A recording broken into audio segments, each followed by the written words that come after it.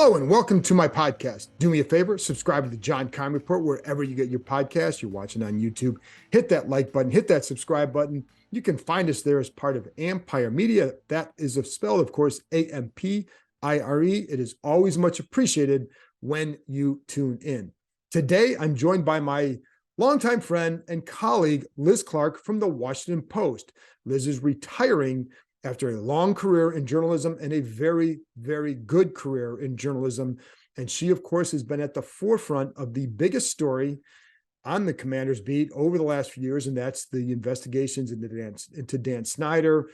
She was part of the initial reporting with the Washington Post that brought all these stories to the forefront. So I wanted to have her on as she wraps up her career, just a little bit what she's going into her retirement, but also about this franchise, of course, the heavy amount of time was spent on this franchise. So we talk about her reporting. Was she surprised by the impact of all that and where it eventually has gone to? And we talk a little bit about the sale. I will be honest, I think it's okay to say sometimes you don't know all that's going on, because I don't know that everybody has followed that rule. So Liz and I both kind of agree that there's still a lot of unknowns in this whole situation. So we get into all that, and we talk about her time on the beat. She did cover a couple different times, the end of the North Turner era, and then also some of the Jay Gruden era. So we talk a lot about that. And there you go. So stay tuned for that. And just real briefly, because there's still every week you're going to get more and more stuff coming out about possible ownership, possible Jeff Bezos, all that stuff. It's just a reminder to be careful with how you process all the information. And, there is a tendency by some to try to draw these conclusions based on something that maybe happened a while ago. For example, when there was the talk about, well, the Snyders cleaned out their office, therefore sale is imminent. Well, they cleaned out their offices in December. So that did not mean a sale was imminent at the end of March. It was just, I don't know why that was tried to be tied together. So just be careful with all that. And here's what we know about Jeff Bezos. From the beginning, this has been the same statements. He would what we've always heard is he does have interest in owning a football team. We don't know if it'll be this one. We do know that his presence still lurks, that other groups still know that he's out there, because as one told me, that until if Bezos has had chances to come out and say he's not interested, well, he hasn't done that. And because he hasn't done that, these groups know that at any point they know he could try to get in deeper into this situation. We also know that the Snyders certainly don't have a lot of love for him. We also know everybody's got a price. So what is that price? Is there a quote unquote tax on Bezos just because of that situation?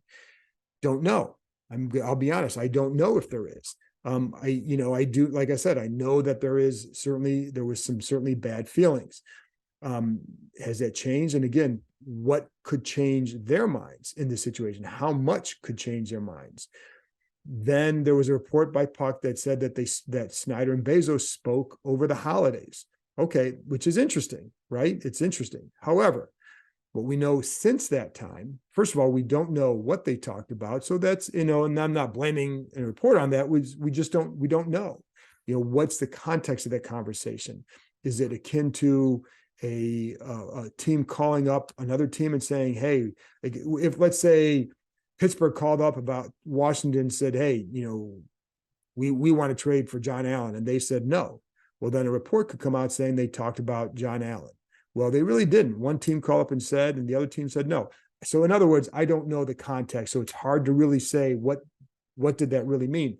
But what we know since then is that the Bezos side felt like, and this is as of late February, that they were being blocked from the bidding and being able to bid on this team. So, something that happened in December, I don't know how much it really goes now, but does it speak to the fact that they're willing to do that? If it ever got back to that, I don't know. That's the part I don't know. So I want to be clear on that. And I think you need to understand what all is going on. And then, just be careful. And I'll continue to say this, just be careful with how you're processing and always question, why is this coming out? What makes sense here? Is it why is this name, whatever it is, being floated, or why is this report coming out now? What is the purpose behind it? I think you always have to ask that question. Anyway, that's enough. In other words, I just said there's really nothing, I don't have anything new to report. It's just I just want to provide a reminder on some of that stuff. And there you go. So that's it for me. So let's get to my conversation with the Washington Post, Liz Clarke, who is retiring after a long and very excellent career. We talk a lot about her reporting on the Washington Commanders and where the team is at right now. The adventure park is ziplining through the trees. It's climbing from platform to platform. It's even an axe throwing competition with your friends. But what the adventure park really is opportunity.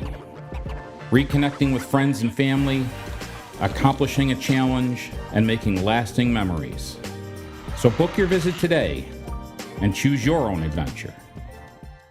Well, Liz, it's always good to see you. And I do want to start with a big time congratulations on the retirement. Well earned.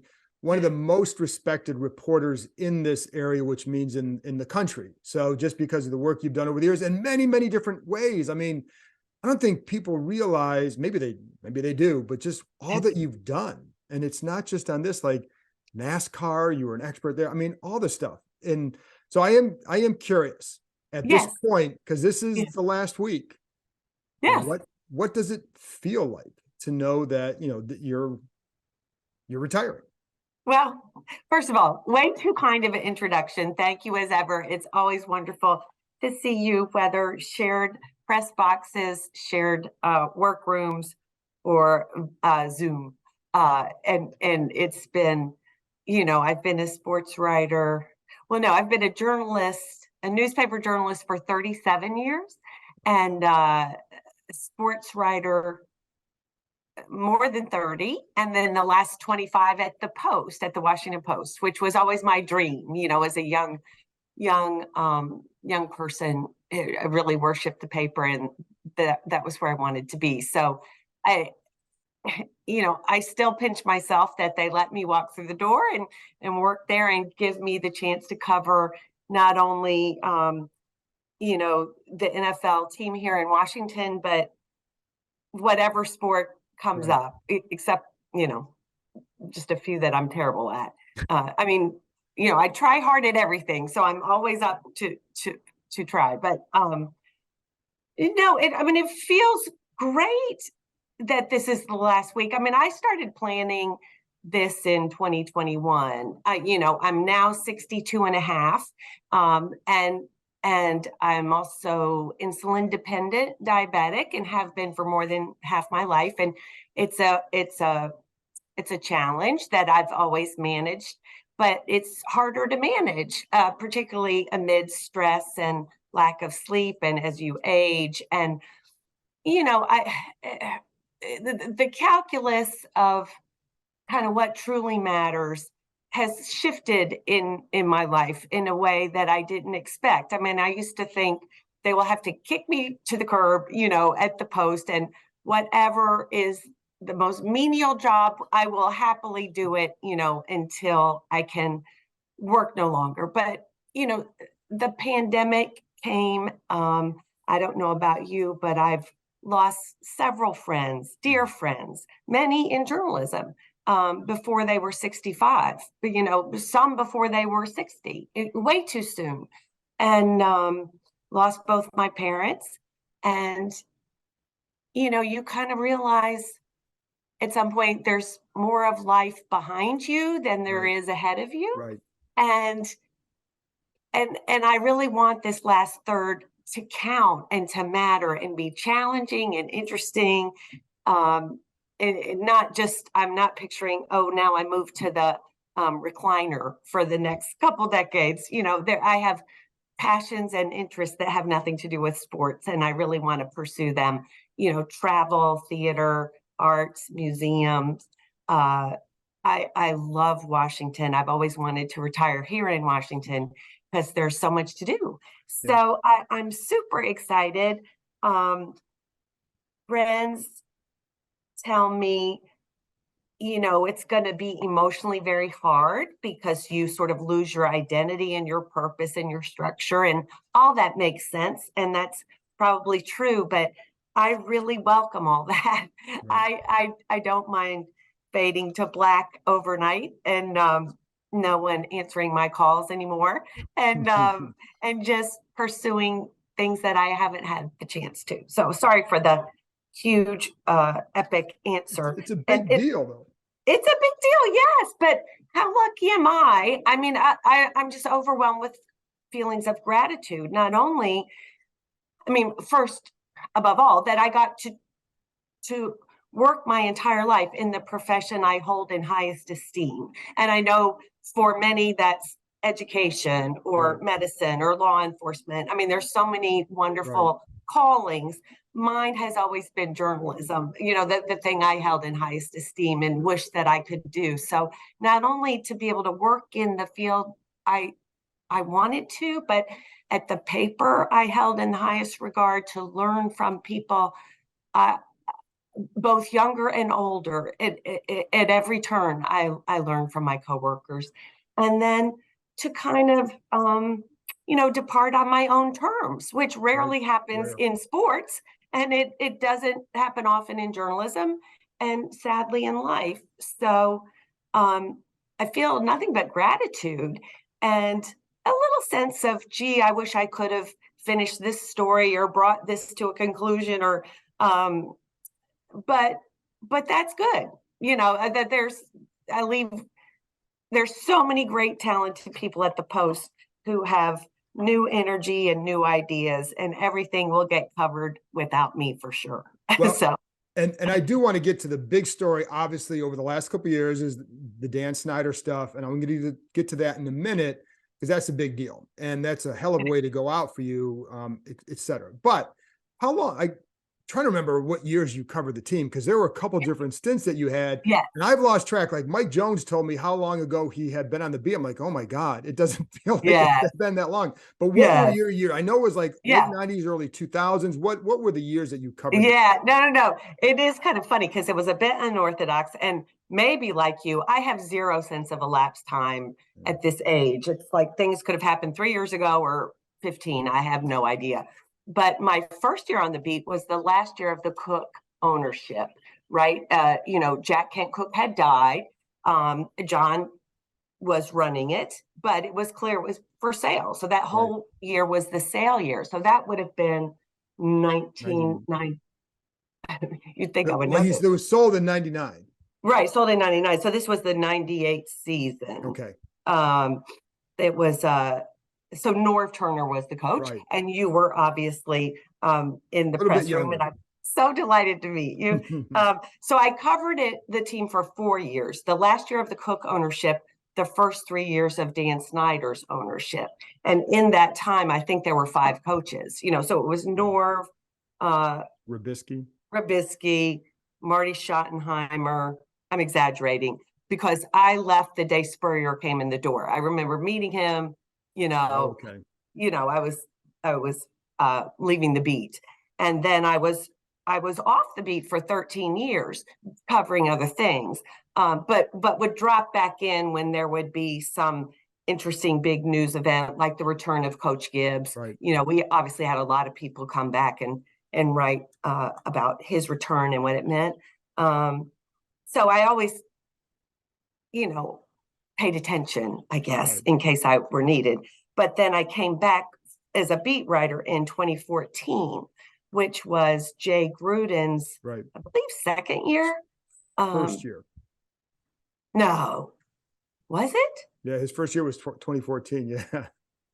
It was. Yeah. It was, of course, because the Shanahan thing had all Right. fallen apart in 2013, and I was not on the beat, but I was intrigued.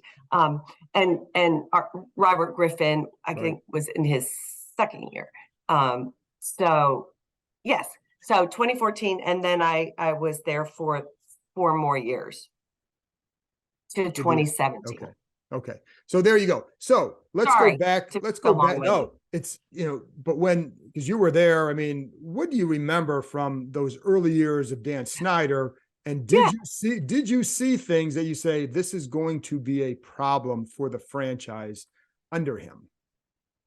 No, I mean, you know, I think we all remember the sales process was fairly fraught, because the choice was Howard Milstein, Right. and then that didn't fly with the NFL. So, there was a little bit of chaos and confusion about who was going to own the team and then who were the owners. And it was a kind of curious group of three.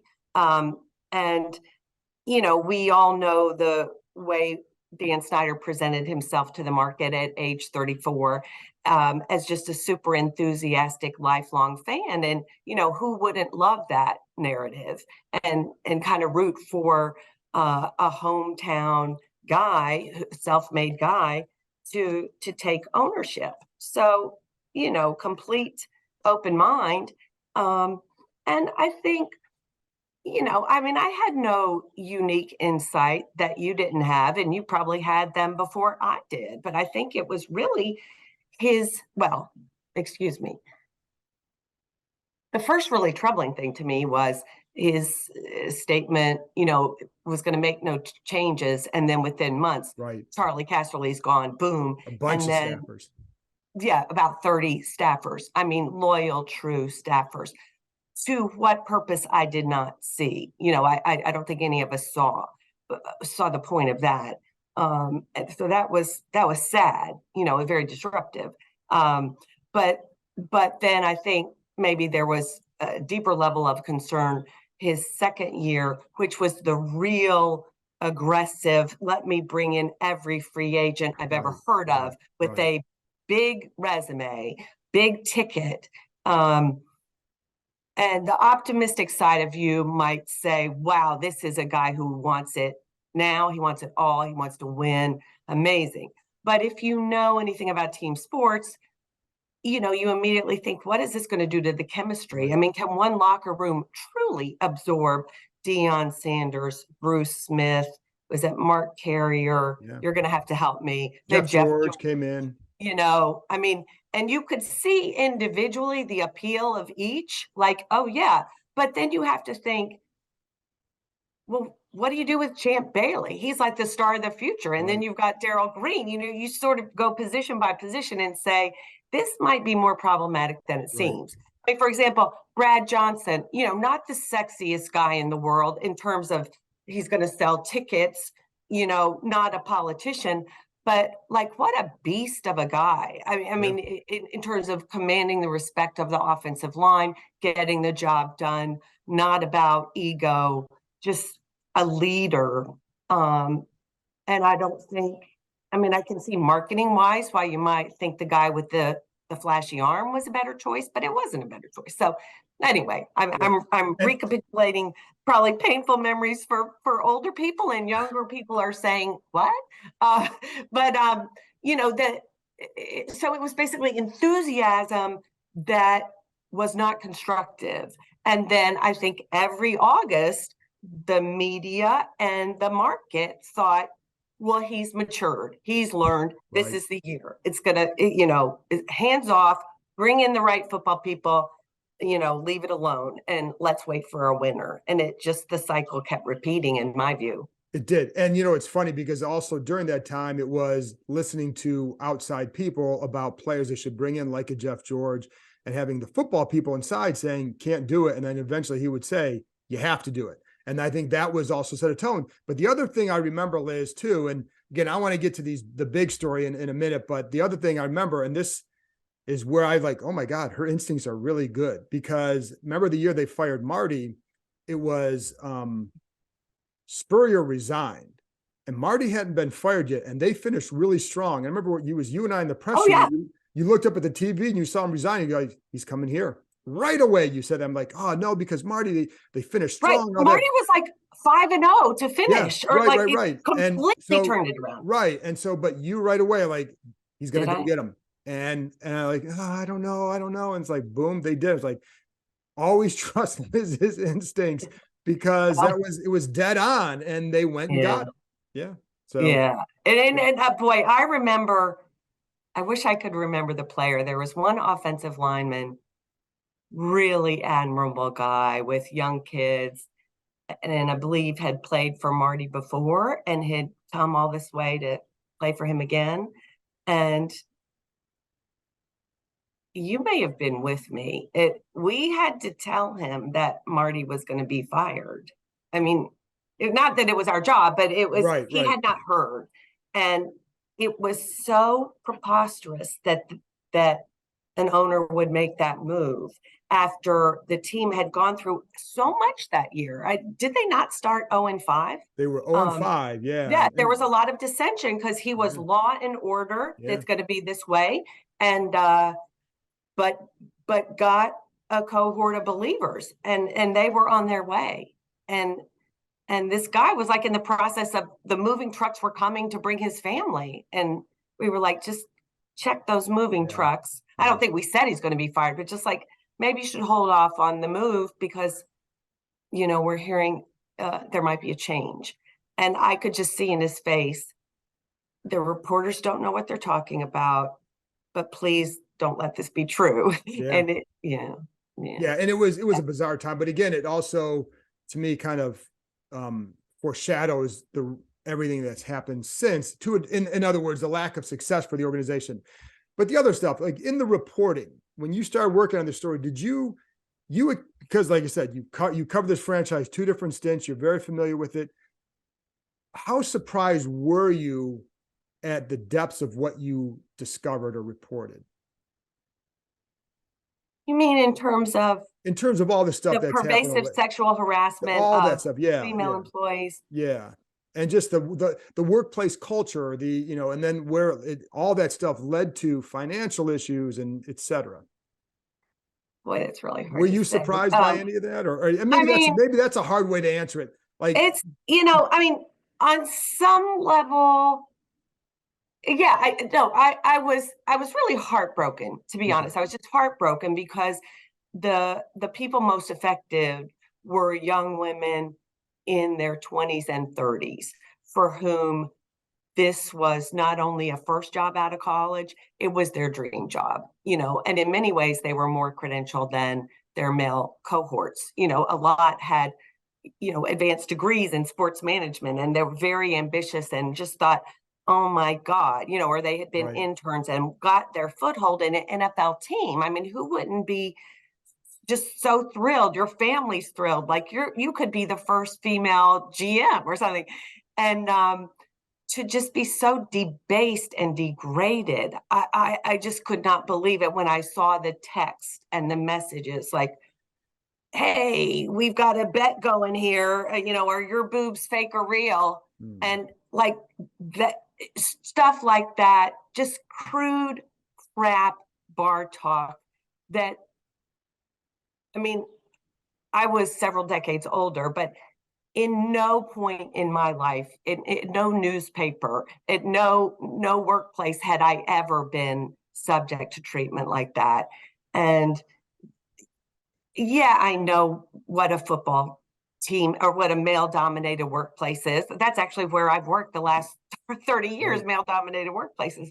But nobody speaks to me like that. And if they do, it's their last time, But see, anybody who would treat me that way, they're not my boss. They're people I cover. So it's a power dynamic that these young women were at the bottom of the pecking order. And it's like, you complain about your boss and like, there's the door. I mean, they had no HR department. They had no recourse. It was like, horrendous behavior from, you think of the 1950s, that I couldn't believe it, even though I had worked in that building at least 4 of the years with almost free reign in that building. And then the second iteration, we weren't in the building, but the locker room was our workplace. No players disrespected me or other women that I knew of.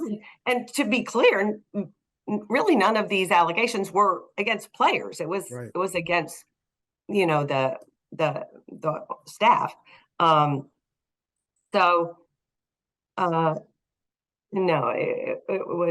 it was heartrending. But as far as who's responsible, who signed off, who looked the other way, who thought it was a joke, who laughed along, I think any of us who covered the team, who covers any team, there's a whole layer of stuff that you don't report. And Right. I'm not saying you sit on to protect people. I'm saying maybe it's something prurient, lewd, or that's somebody's personal business. It's like Right. that's their personal life. Or you can't get it confirmed to a publishable Right. standard. I mean, those are the two categories. Right. To be clear, I'm not talking about, yeah, we knew it, but we just Right. wanted the free meals and to sit in the press box. So we went along. That was not it at Right. all. It I takes mean, someone speaking up on the yeah, record. I mean, there was one scout who, said incredibly inappropriate things to me. But I handled it myself. It was, but I'm older. I have a thick hide. He's not my boss. He's not my superior. And I handled it the way I always handle, anybody who comes at me. Right. And that's my personal business. But Were you surprised at the impact that, because going from the first story, this first series of articles that you guys had in July of 2020 to where we are now, are you surprised at the impact of those stories? Did you, or when you're reporting them, are you even thinking that, or you just say, hey, this is a story, we're going to report this, we're going to report this out, and where it goes, it goes. But are you surprised at all the impact that those initial stories have had? No. So no, I'm not thinking about the impact at the time we're reporting, and I'm meeting with these women. Not all were women; some Right. were men who were really tortured, and their work lives were made a misery. And I felt the importance of the work was to give them a voice, was to shine a spotlight on workplace behavior that was inappropriate. They and to make sure that they knew this is not a normal workplace. You don't have to. You shouldn't go to work expecting to be treated this way. So I mean, to the extent I saw a greater purpose, it was their stories deserve to be told, right? And I think we both know the NFL will do what it's going to do, and it doesn't necessarily do things because they're morally right.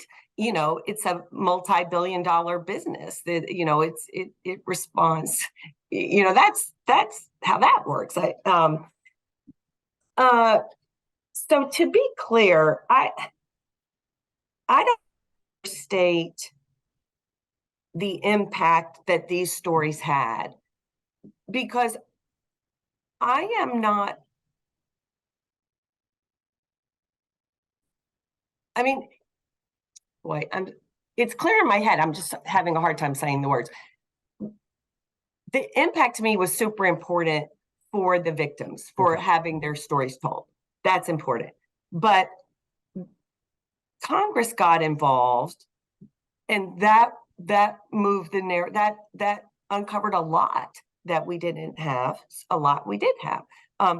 But because of the way the NFL handled it, I mean, yeah, we wrote a set of stories. The NFL launched an investigation by Beth Wilkinson, and it chose not to make that public. So it was the fact that the NFL sat on those findings that triggered Congress's involvement. Right. Like the NFL was the lever that made that happen, right. Combined with the release of the incredibly offensive emails that cost John Gruden his career, reflected horribly on Bruce Allen. Whoever thought that was a good strategy, and I think, I'm quite sure I know, and I think smart people have theories. It's never been proven. Whoever thought that was a good strategy did not work that way, because that also piqued Congress's interest. So there's that, and then that led to the round table at which a new allegation was made against Stan Snyder personally, and then there's a second investigation.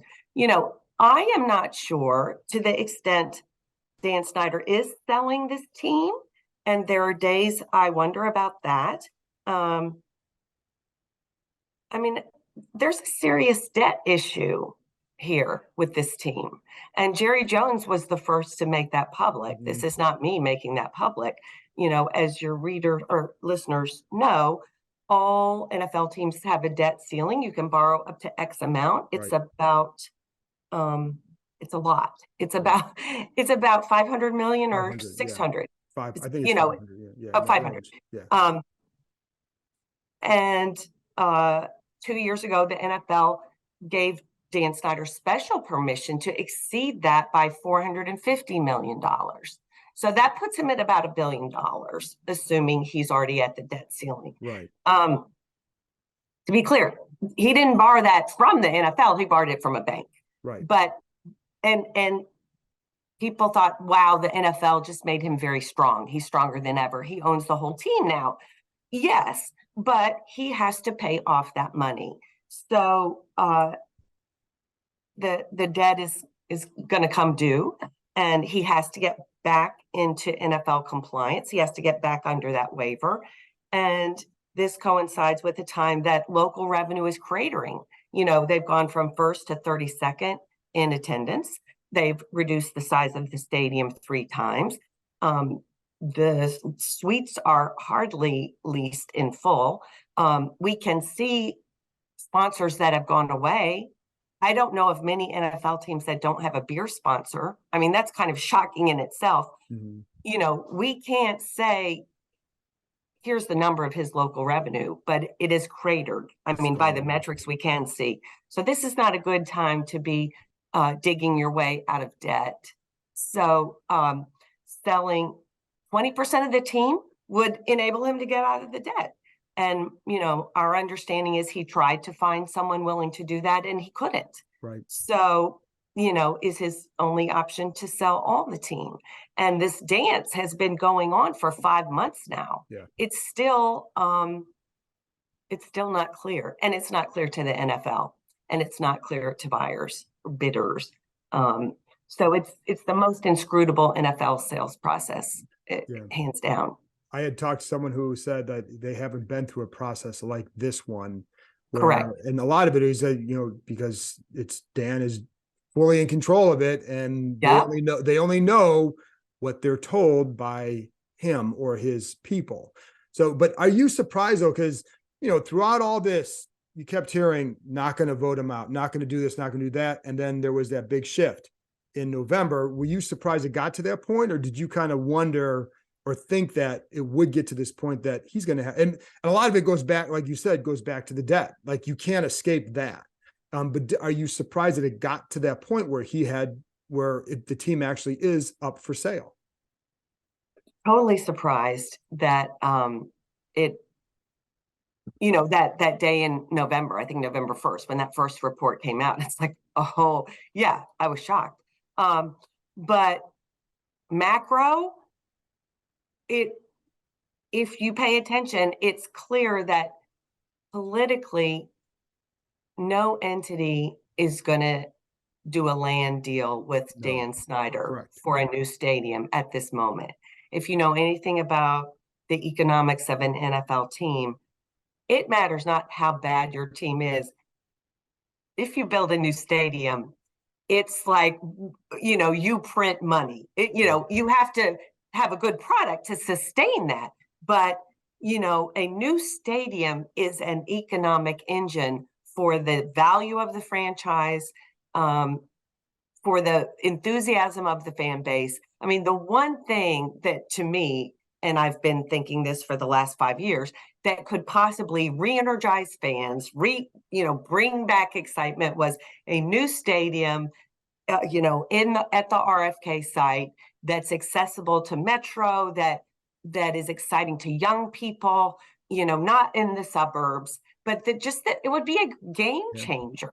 And, sort of matters not who owns the team, but that in itself, it would just be, the city would be joyful, I think, in knowing the city. But then it became, as the optics, the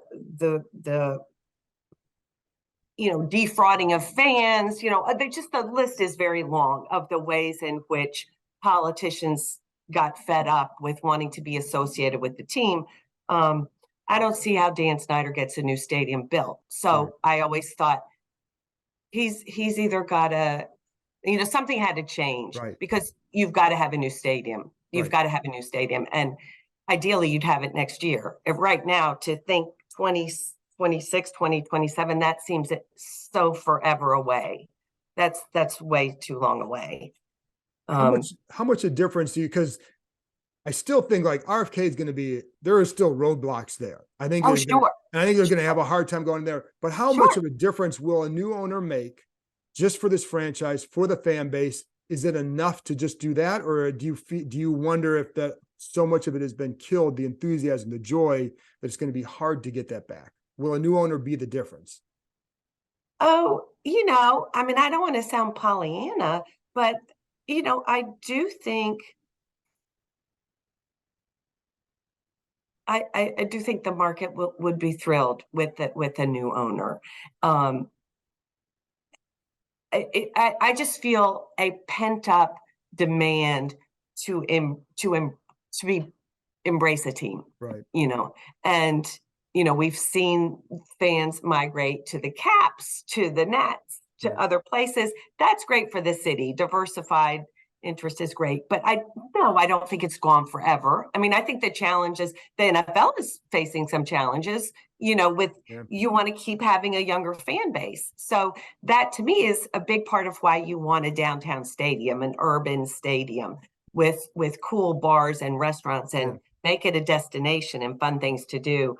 To me, it would be, if I had limitless money, it would be the easiest win of all time, if money were no object, because, they're last by almost every metric. Right. So you'll be embraced. You've got to make the product really great.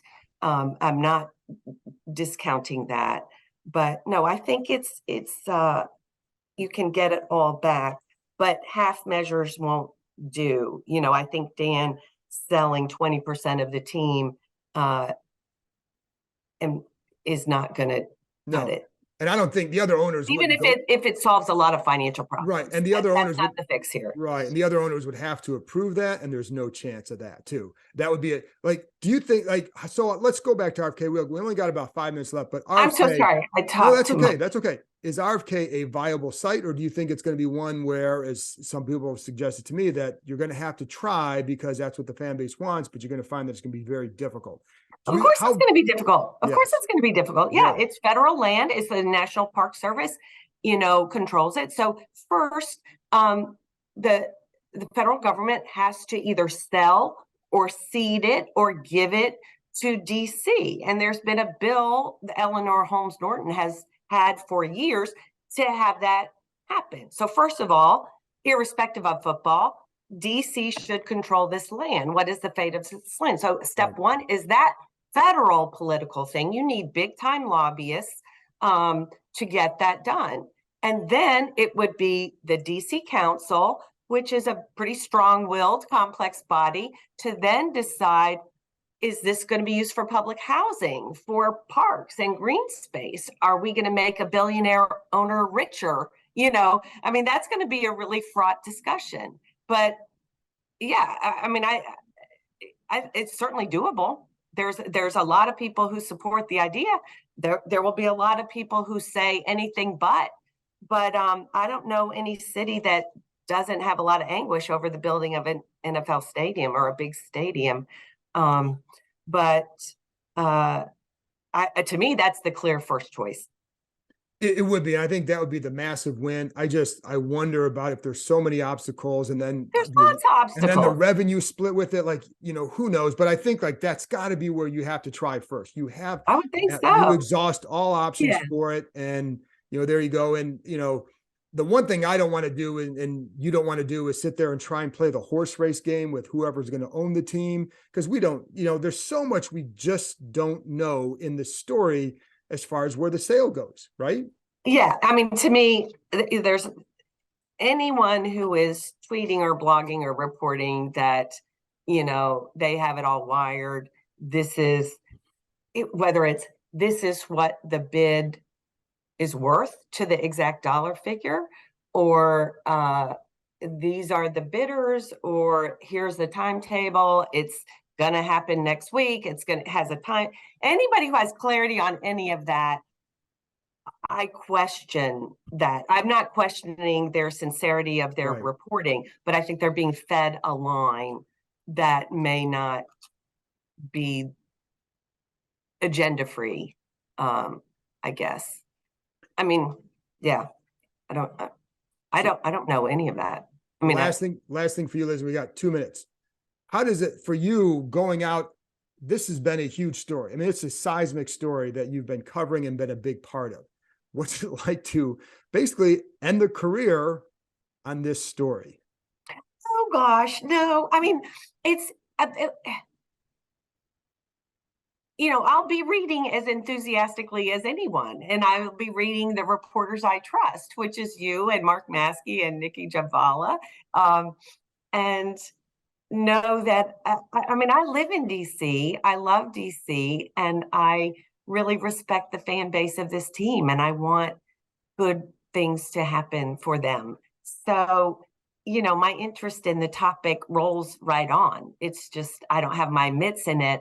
And that's quite welcome, because I don't think people understand, nor should they, how much stress and sleeplessness and constant fretting reporting stories like this are. It's just inescapable. And so that part I'm happy to set down. Yes, I can understand that very well. I know you can. So I'm smiling because I can feel that freedom from that. So I'm very happy for you, very proud of, you should feel very proud of what you've done in your career. It's been awesome. And it was a pleasure working alongside you. And even for 1 month at the Post. Yes, we were colleagues. And it is funny, just real quick, because I got less than a minute here, but that was funny because I came on board, and the first time I saw you in the newsroom, you said, "Oh, congrats. I'm so happy to have you." I said, "Well, Liz, I'm actually in here turning in my computer because I'm done." So it was always good. But Liz, it's great. And I got about 30 seconds left. And I just want to tell you how much I appreciated your reporting over the years and was such a big fan. So thank you very much for coming on. Right back at you. Big fan of the way you conduct yourself and the standard of your journalism. All class, all correct, all the time. Thank you. Thank you. Thank you.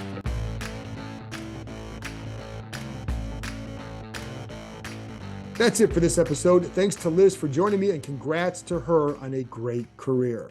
And thank you, as always, for listening. I'll be back on Monday with ESPN's Greg McElroy as we discuss Sam Howell and some of the other quarterbacks in this draft, because, as Ron Rivera said, they are still looking at all possible scenarios. I know they like Howell. I do believe that he's the guy that's going to end up starting, but they did have Hendon Hooker, or they are having Hendon Hooker in for a visit. So what does it mean? What would Greg McElroy do? He's watched Howell a lot. He saw Hendon Hooker a lot. He's very familiar with all these quarterbacks. So I thought he'd be a good one to bring on and give you some insight, and we can get back to on-field talk. So there you go. I'll talk to you next time.